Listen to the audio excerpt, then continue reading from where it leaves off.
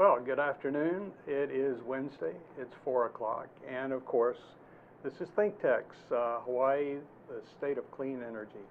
I'm Ray Starling. I am the program manager for Hawaii Energy, who's one of the sponsors of this program. And Jay Fidel, who's the normal host, is not going to be with us today. He's taking some well-deserved vacation.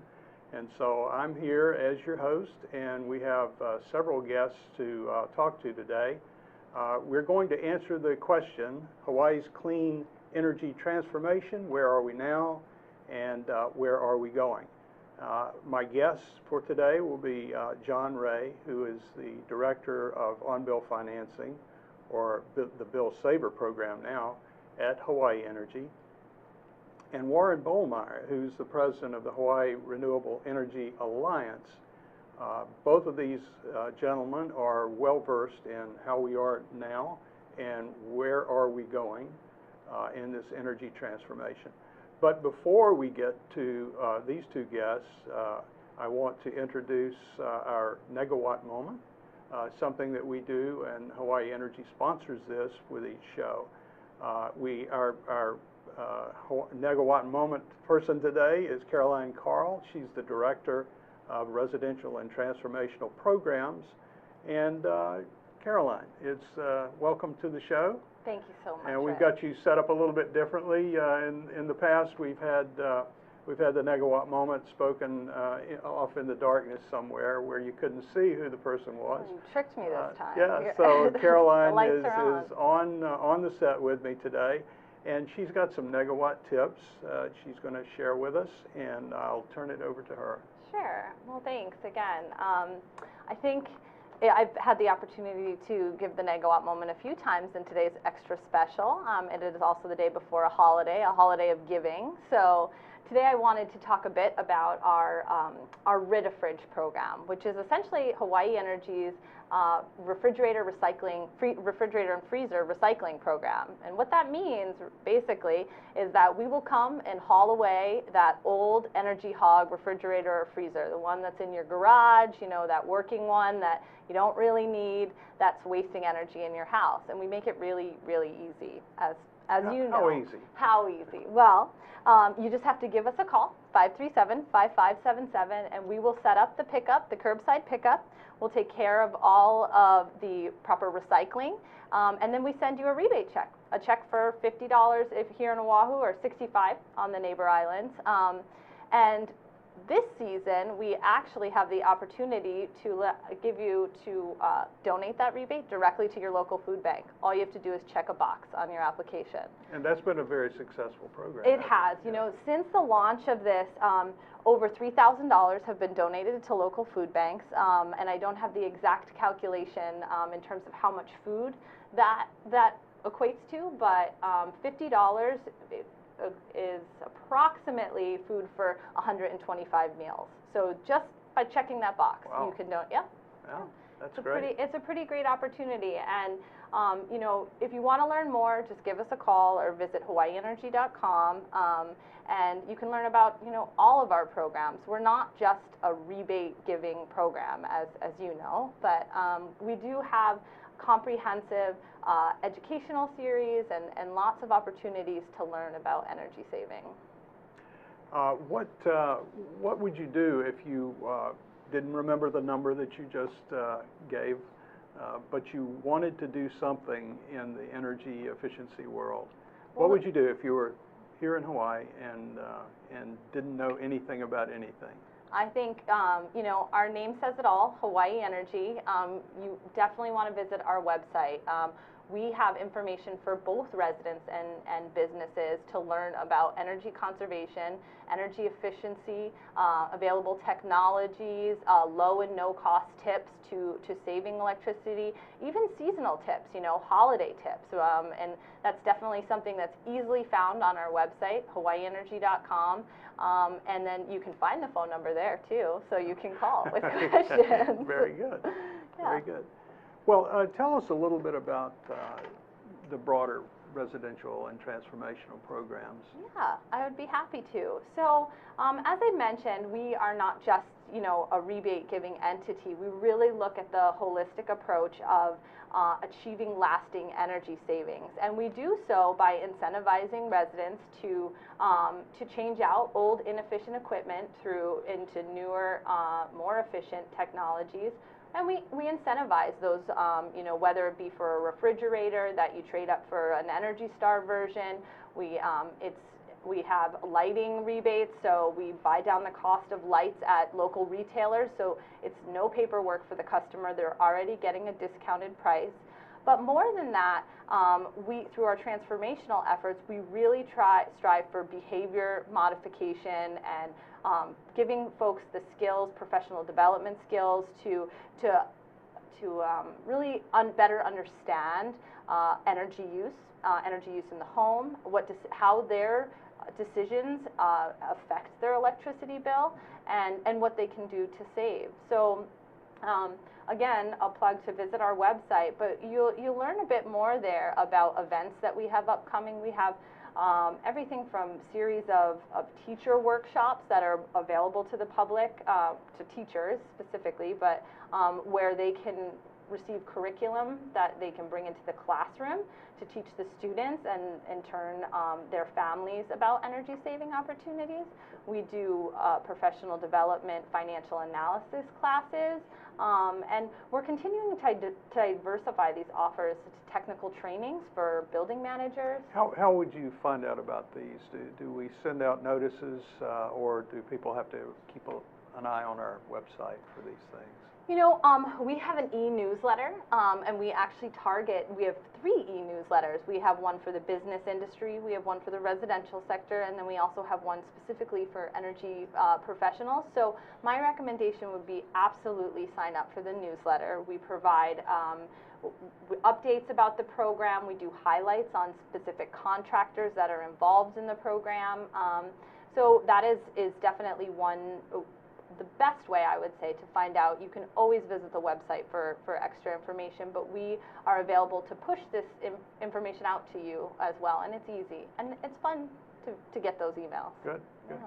Well, tell us a little bit about the program itself in Sure. terms of who pays for the program? Where does the rebate come from? That's it's a great question, and it's something that we get often. We are ratepayer funded, which means every ratepayer, utility ratepayer on their electric bill pays a small percentage into the public benefit fund. And the Hawaii Energy Program is overseen by the Public Utilities Commission, and we are tasked with achieving energy conservation and efficiency goals in line with the Hawaii Clean Energy Initiative. So it is funded by us, for us, and these rebates are available for you to take advantage of and apply in your home situation or business situation. Good. So if you take part in the program, you're actually getting some of your money back. In fact, absolutely. If you're one of the participants, you probably are going to get more back than you put in. That is correct. And I on a high level mentioned refrigerator rebates, lighting rebates. On the commercial side, we do air conditioning, all sorts of stuff. But some of these incentives are excellent. I mean, for our solar water heating program, we offer a $1,000 instant incentive to buy down the cost of solar water heating. So along with tax credits, that reduces the cost significantly for homeowners. Right. Yeah. Good. Good. Yeah. Well, tell us just briefly how you came to be in the position that you're in. How did you get into this business? It's a fantastic story, which I think you're a little familiar with, but I was lucky enough to be working on the Big Island with the Kohala Center, which is a nonprofit in Waimea on the Big Island, and specifically dedicated to environmental research and ecosystem health. And we partnered with Hawaii Energy on CFL exchange initially with school groups, also with the Blue Planet Foundation. And so I started working specifically on that. And then as Hawaii Energy really expanded its role and position, there was a full-time opportunity on the commercial side on the Big Island. And that's where I got started about 4 years ago. And it's been one of the wonderful things about working on the neighbor islands is that although you're on the commercial side, you also you play all the roles, because we don't have as large of an office there, but we have representation there and working with all sorts of different groups, from the hotels down to small nonprofits. And so the residential sector really piqued my interest because it was something that I related to quite a bit, and my background's always been, I've had interest in energy. So one thing led to another, and now we've transitioned over to the residential side and get to see all of the great things that I can do in my house and how we can make incentives for them. So. Great, great. Well, I understand that you might be looking for a junior specialist in your area. Yeah, absolutely. Can you tell us a little bit about that? Well, our program's growing. Our goals are getting bigger every year, and our residential sector, in the residential sector, we're really looking to be innovative, creative, and identify new ways for us to achieve energy savings on the residential side in homes. But that requires work and a lot where our team needs to grow in order to accommodate the growing need. And so we are looking for a junior program specialist to support the residential program. It's guaranteed to be a lot of fun. But more importantly, it really is a worthwhile cause, and our organization has a lot of fantastic folks working for it, so there's a tremendous amount to learn, and I encourage anyone who may be interested to, again, you can visit the website to find out about the available, all the job offerings that are available right now. Great, great.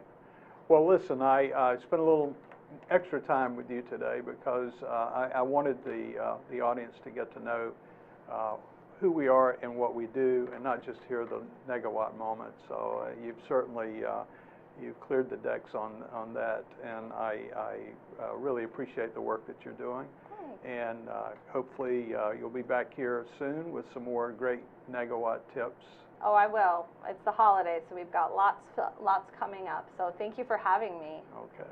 Well, good. And in just a few minutes, we will be taking a break right away, and we'll be back, and we'll have our other guests who are going to talk about the clean energy transformation that's taking place in Hawaii, and where we are now and where we are going. There'll be John Rei, Director of On-Bill Financing at Hawaii Energy, and Warren Bollmeier, the President of the Hawaii Renewable Energy Alliance. So stay with us, and we'll be back soon. Thank you. Aloha, this is Martin Despang, co-host of the Urban Transcendence show by Alejandra Yamashita and Martin Despang. And me being an architect and an educator in architecture, I'm really interested in that we make our urban environment here in downtown Honolulu as exciting, invigorating, and challenging, beautiful as our wonderful paradise natural environment. We're going to bring in guests from a diversity of areas that help us to learn how we can achieve that goal that shouldn't be that hard to reach. So we look very much forward to see you then. Thank you. Aloha, hello. My name is Hong Jiang, and I host ThinkTech Asia every Tuesday afternoon at 4 p.m. At our show, we talk about issues that are important in Asia, such as environment, culture, history, religion. We broadcast live, and we're also on Olelo 54. Make sure to tune in, and we'll see you there. Thank you. Goodbye. Ted Ralston, folks, host of our show at ThinkTech Hawaii called Where the Road Leads, where we talk about technology influencing the future of Hawaii. Technology, of course, is the art of solving problems.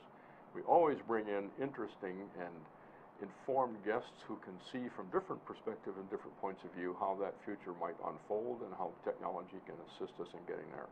So once again, join us 4 o'clock to 5 o'clock on Fridays. Ted Ralston, your host. And please, if you have ideas that you'd like us to address on this show, or folks who you think should be on it, let us know. Aloha, my name is Kenneth Lawson. I'm your host here at Life in the Law. I'm really interested in law as I practiced it for 18 years before coming to Hawaii. I practiced criminal law and civil rights law on the mainland. Now I teach law at the University of Hawaii Law School, William S. Richardson School of Law. And I bring in guests who are very current on legal issues that affect your life here in Hawaii. Come and join me every Wednesday at 1 p.m. as we explore how the law affects you, how the law is changing, and why it's important that you should care about what's going on in your community. See you then. Aloha, I'm Keli'i Akina, president of the Grassroot Institute. One of the things I love being, however, is the host of the weekly program on ThinkTech Hawaii called Ehana Kako, which means let's work together. I get to interview movers and shakers in our town and across the world so that you and I together can learn and to grow. Please join me every Monday from 2 to 3 p.m. or watch us on the recording, www.thinktechhawaii.com. Aloha and ehana kako. Let's work together. Okay, we're back. This is Wednesday afternoon, the State of Clean Energy ThinkTech show of the week. This is the next session here is going to have our guests that we promised earlier, John Rei, Director of Unbilled Financing, or the Bill Saver Program now, with Hawaii Energy, and Warren Bollmeier, the President of the Hawaii Renewable Energy Alliance. Gentlemen, thank you very much for being with us today. We have a cross-section of history in terms of where we've been over maybe decades, right? And we've got that's with Warren Bollmeier, and we've got John Rei, who is with Hawaii Energy, and he's come on the scene a little later in the game, but he's following right along in the footsteps here, and both of these gentlemen have been part of a program that's about to be rolled out. We're going to kind of titillate people today and get them interested in this. But before we do, we want to go back and talk about, just for a few minutes, the clean energy transformation that we have going on right now and has been going on. I'd like for you gentlemen, if you could, to give us your thoughts about sort of where are we now and where are we going from your point of view. One of you want to? Well, you know, when you say energy transformation, I like to think about 1973 with the first Arab oil embargo, and that's when we got really all like. ancient. Do you remember that? That was maybe before you were born. I forget. I've been born. Okay. But you know, it's like we had a big shock, and government actually started to think about maybe we should do something to maybe get us where we don't have to depend so much on foreign oil. So that's led to where we've gotten with a lot of research, and people know about wind farms and solar, and I've been involved in a lot of these things. So it was always a matter of how fast could we move. So like half my career has been in R&D, and after a point you say, okay, we studied enough already, let's go out and do it. So partly is one reason why I came to Hawaii, to help try to move things along. But there's always been this tension between the incumbent entities like your utilities, oil and gas companies, and so the effort to move renewables and energy efficiency forward has always been one that where the parties are rubbing against each other each time, trying to decide what we want to do. And as maybe a lot of the listeners know, we have very good policy here. Renewable portfolio standards, we have energy efficiency portfolio standards. So everybody agrees on the need, and so the discussion's always been around, well, who's going to do all this, and how fast are we going to move? And so who's you gonna can pay think, for well, maybe we could have moved faster since 1973. Yes, I think we could, but let me just stop there. Yeah. Okay. John.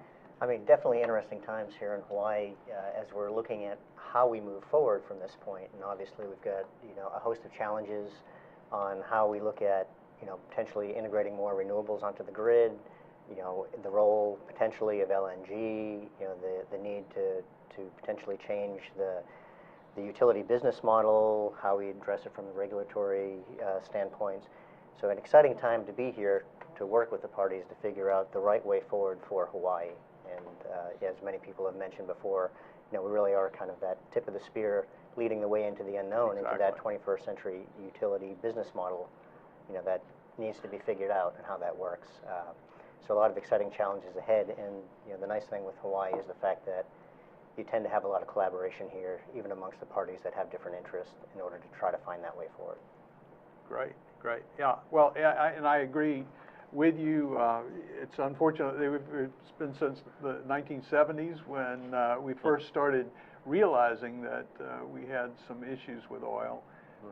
But where we're at today, it's somewhat chaotic, I think it would be fair to say, but we are making progress. It's not as fast as some would want, but it is movement in the right direction. And I guess one of the things that we've got in the works is what we did call the on-bill financing program, which has a new name. It's now called the Bill Saver program. And both of you have been hard at work on the working group, working in the docket to help amongst all the interested parties to help pull together some consensus and help the PUC make decisions about where this program should go, how it should fit in with the big picture. And so I'd like to hear your thoughts about sort of how did we get here. I think you've started down that road, Warren. But how did we get here with on-bill? What was the precursor to on-bill with regard to what the on-bill program is doing? Yeah, let me just say the Bill Saver program. Right. Sorry. Yeah. Let me just say briefly that as we've started to do more renewables, there was a lot of research, and that initially these technologies were much too expensive, and so the good news is over time the costs have come down, and so they're more cost effective and they can compete more directly with the price of oil, which drives our cost of electricity here. But one of the other factors, though, is some of the technologies such as PV, photovoltaic, are actually somewhat disruptive to the traditional business model of the utility. And John mentioned that, and I think it's kind of an interesting perspective to remember that actually the Hawaiian Electric Company started as distributors of electricity from hydropower and biomass from the sugar mills, and became a vertically integrated company like a lot of the ones on the mainland. Now I think it's generally recognized by people that have been studying this for a while that maybe they need to go back to the future, go back to becoming more of a distribution and a service company. So there's a lot of discussion around that. Now, the segue then to how did we get to on-bill was initially in the legislature, I think it was 2004, a bill was passed to do what was called a pay-as-you-save. And that resulted in June of '06 with the launch of a program called the Solar Saver. Now that was for people to acquire solar hot water systems on their electric bill, and technically it wasn't a loan. You just make a payment, and then over time you pay for the system, but in the meantime you're actually saving, ideally up to as much as 20%. So you can see there's a nice marketing ploy there. So it's like, how could you refuse such a deal? So that was just a pilot program that went away, and then we had the Energy Clean Initiative come along, and things kind of changed. And then later on, I guess 07 or 08, I forget which year, we had an on-bill financing bill, excuse me. And so that passed, and that set up another process that the PUC is in charge of. And so they had direction from the legislature to do this, see if they thought it was going to be cost effective. They determined that it could be. And so for the last year or so, you mentioned the working group. We've been involved in that, trying to figure out the details. There's some of the lawyers in the crowd listening in, all the devil's in the details. So we're still working on that, but as of today, actually, we just submitted some comments on the program manual, which is to say how this whole program is going to work, and there's various entities. It includes Hawaii Energy and Utility and some other groups. And so we're kind of excited about the prospect of this finally coming to fruition sometime in the early next year. I'll stop there. Okay, well, that's a good, how did we get here? John, perhaps you could talk a little bit about what how do we compare with other states? What are other states doing with this bill saver, on-bill financing concept? Sure. So I mean, I think one of the things that really sets what Hawaii is doing apart from some of the other programs that you see on the mainland is the fact that well, let me step back. Bill Saver talks about two different options. There's an on-bill financing option and on-bill repayment option. And the on-bill financing option is one that has a function that's different from many programs in the mainland, and that's transferability. The obligation when you do the funding of an energy efficiency measure under on-bill financing technically belongs to the meter. And because of that, when one person starts electricity service, they pick up the obligation and pay for it through a charge on their electric bill. And when they stop service, they stop paying. The next person that comes in, when they start their service, picks it back up. So that obligation automatically transfers from one person to the next as they change electric service. And that is. But the new customer will have the benefit of whatever it is that exactly. the money went to pay for. Exactly. Right? They get the benefit, they pay the obligation. So with a structure like this, where it's automatically transferable, what really matters is the fact that to qualify is really, does that person pay their electric bill? And if they do, and you structure this obligation in a way that what they're asked to pay after the energy efficiency improvement is less than what their current bill is without it, then they should have no trouble theoretically continuing to pay their electric bill if they have done so successfully in the past. And with that kind of structure, you get away from having to look at various financial metrics like a FICO score in order to qualify for some kind of financing to do your energy efficiency, and it falls purely on the utility bill payment history of that potential customer. And that, I think, really sets this apart, where that on-bill financing option that we have is structured just that way, where if the person that wants to participate, they're the meter assigned rate payer, they're the ones who have the electric bill in their name. If they have 12 months, the past consecutive 12 months of successful bill payment history, and they're on a residential or small commercial rate class, that they would qualify. And they don't have to worry about FICO score or debt-to-income ratios or any of the other standard financial metrics that you might look for if you're going to your bank for a loan or a lease, or maybe even a power purchase agreement through a contracting company.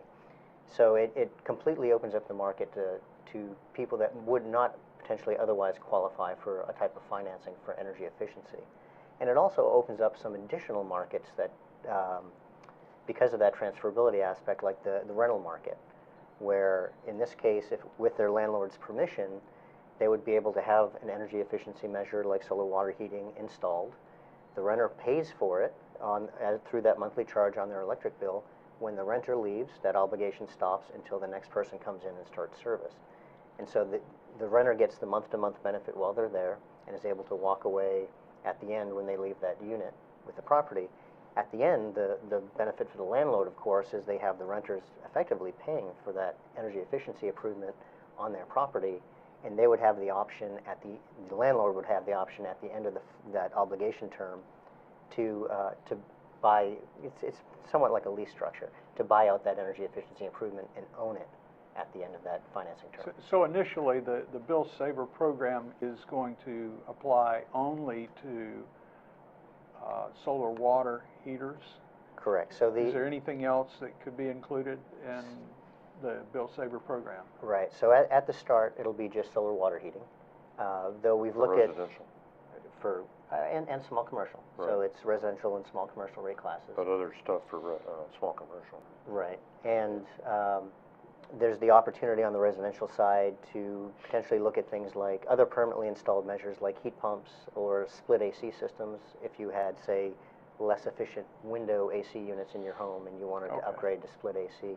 Things at the end of the day, there has to be something that, with that improvement, improves your electricity bill. So if you have no air conditioning in the home, we're not going to let you put in split AC and raise your electric bill. But if you have something that's old and inefficient, you'd have the opportunity. Warren, I know you come from the solar industry. How Well, is, I'm how is this? I'm an all renewable guy. I'm you know. sorry, yeah. But anyway, I just wanted to make But one that's- comment about how it really motivated the on-bill type program, and John alluded to it. For years, people know that there've been tax credits, right? So if you wanted to buy a solar hot water heater, if you had the $5,000-6,000, you could go have it installed and you get your tax credit at the end of the year. Well, a lot of people took advantage of that. And then later, the utilities started to offer rebates, and then now you do, and other people took advantage of that. So what we're really trying to approach is the people that were not able to take this, let's call it more of a conventional approach. And so it's very, very innovative. But it's not just the money, because while people might be able to get a loan, maybe they want to save that loan for their kids' college education, or maybe they just can't qualify because their credit scores are not good enough. And so John explained how that'll work. So this is really good. And I guess you really had another question for me. Well, I had actually the question was reflecting on the fact that you came up through the solar business. I know now you have the Renewable Energy Alliance. Well, actually, I started in wind energy, and I was at what's now the National Renewable Energy Lab. So I did a lot of research in wind and some in biomass. You're older than I thought. Well, yeah. I mean, and then I had 7.5 years in the Air Force before that. No, I've basically worked on various things on all the technologies, and so I have not been directly in the business of selling solar, putting it on roofs. But on the other hand, I help. Well, our group, HREA, was one responsible for introducing the net energy metering bill way back in '96, the first one, and then working to keep the tax credits in place all these years, and then so I've been more of a policy wonk. Okay. And a little bit of development stuff on the side, but mostly with wind, not so much solar. Okay. We're going to take another break for a commercial, and we'll be right back. Not a commercial, but we're going to take another break so someone else can jump on and give their pitch for the next show. Mahalo for watching ThinkTech Hawaii. We are a channel dedicated to raising public awareness about the importance of technology, energy, diversification, and globalism to the future of Hawaii. We broadcast and stream daily from 1 to 5 every weekday, and we broadcast on Olelo 54 and OC16 TV. All of our shows are archived on thinktechhawaii.com, and we hope to see you there. Aloha. All right, we're back, and it is Wednesday afternoon. This is ThinkTech, the State of Clean Energy. And we've got John Rei and Warren Bollmeier here as guests. They are talking about the Bill Saver program that is almost ready to be popped out, and you say sometime in the first quarter of the next year. Right. People first should quarter. see this in full steam, right? Absolutely. Okay, good. But when we went to the break, we were talking to Warren a little bit about the folks in his association who are the solar installers and manufacturers. How do they feel about on bill? Is that kind of just another mechanism? Is that potentially going to increase business? Is it going to decrease business? How are they thinking about this? Well, now? that's a good question. Let me answer it this way. Hawaii Renewable Energy Alliance has kind of morphed over the years. So we started out more on the distributed side, and then we had some wind farm developers, and then more recently now we got the big solar project developers. And then in parallel to us is the Hawaii Solar Energy Association. They were originally the guys that put up solar hot water. And after they learned about net metering, now they're doing PV. So those are the guys that are really interested in this kind of a mechanism. And I'll tell you the main reason why. They go knock on a door, and somebody is really interested again in the hot water system. He says, well, how do I do this? And he explains the loan, like I said before. Well, I probably can't do that, so see you later. So now those solar foot soldiers can go back to those same doors and say, well, now, here's the deal, maybe will work for you. And within the overall concept of on-bill financing, while Hawaii Energy is working mostly on solar hot water, there's other people that are going to eventually want to try to do photovoltaics or PV, right?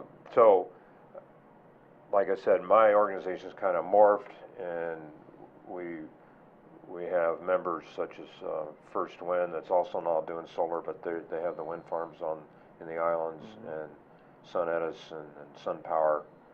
The Sun Power being a manufacturer, very good solar collectors, but also system development and operations.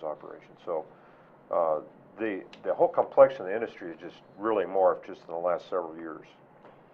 And it's kind of exciting to watch on the one hand, like I did early on in the wind business. You had a bunch of manufacturers, and they all came in with all these wind turbines, and then there wasn't enough market for everyone, and so it kind of sorted itself Weeded out. them out, Yeah, it's the same thing that's sort of happening now in the solar business, and then of course, as you know, and maybe people in the audience know, there's federal tax credits, but they expire at the end of 2016, and this has been important. That with our tax credits has been really driving this market, and I don't know whether you want to go into the problems associated with now trying just to do PV, but the reason why I even bring it up is right now it is difficult to do PV. That business is slowing down, so that's a good opening for the guys that were already doing solar hot water or may want to do it. Then that's something that can go in without having to get utility approval, and so that's a good thing. And we've so it is increasing the market. That was your basic right. Yes, right. And we've put the program as it's been developing in front of the solar water heater contractors as part of Hawaii's Energy's effort with them with the solar water heater rebate program. So let them know this is coming, and this is another, as Warren said, another financing option that you can offer to your customer base that might otherwise not have other options or finds this attractive for certain reasons. And then actually options within the on-bill program itself. John, can you tell us a little bit about when this thing hits the streets, what is someone to do if there's not a salesperson knocking on their door? What do they need to do? So much like what Caroline talked to you about go to the HawaiiEnergy.com website, we'll have information on this just like we do all the other things that are that Hawaii Energy offers. And so that will have the portal in there and the information that will allow customers to find out, what is the program, what's the difference between the on-bill financing option and the on-bill repayment option, and also point them toward participating contractors in the program that they could reach out and get quotes from and to start that process. The way we've tried to design the Bill Saver program is to really keep it, from a customer perspective, as simple as possible. And so for the on-bill financing option, it's really, we say it's contractor driven. They're doing a lot of kind of the marketing and the outreach along with Hawaii Energy, and they're even the ones on behalf of the customer submitting all the paperwork, going through that process of submitting a potential customer project for that on-bill financing option on behalf of the customer. Obviously, the customer will get the financing terms and have to sign and agree to them, but we're trying to take some of that paperwork burden off of the customer to make it that much easier for them to do it. They don't have to worry about any of the complexity in the program. That's handled by the contractor and by the program entities. And the customer should have a fairly simple process if they want to do this option. And if they go to the HawaiiEnergy.com website, once the Bill Saver program is launched, we'll have links there that will give them all the information they need to participate. Okay. Can you tell us a little bit about what kind of person would want to take part in this?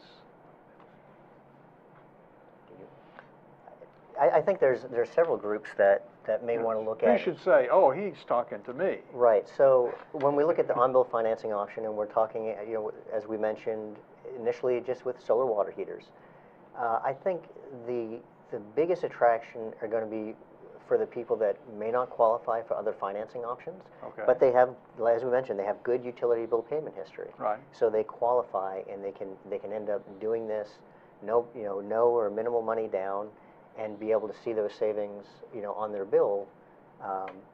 And so for those people that are looking to save month to month, this is a good option if they don't have the ability to put down cash or get credit another way.